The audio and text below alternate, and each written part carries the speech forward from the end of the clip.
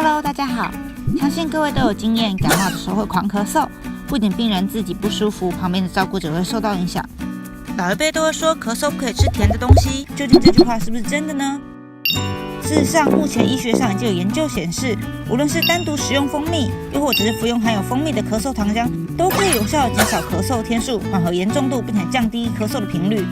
更甚至有研究比较了蜂蜜与医院常使用的止咳药水、抗组织胺还有支气管扩张剂，结果惊人的发现，使用蜂蜜的效果不仅和止咳药水一样好，甚至比抗组织胺还有支气管扩张剂更能减少咳嗽频率还有严重度，且以服用3天的效果最为显著。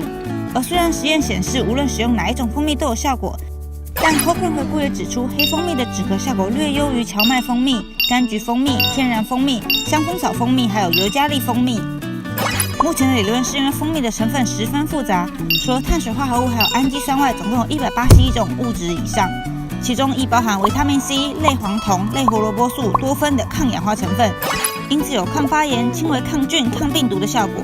也有理论认为，是因为蜂蜜的甜所刺激的神经与我们刺激咳嗽的神经纤维在解剖位置上很相近，因此也可以达到镇咳的功效。不过这边戴阳医师也要提醒大家，蜂蜜千万不可以给1岁以下小朋友食用哦。由于1岁以下小朋友免疫系统尚未健全，而肠道菌丛亦未发展完全，一旦碰上蜂蜜中肉毒杆菌的感染，后果可是很严重的。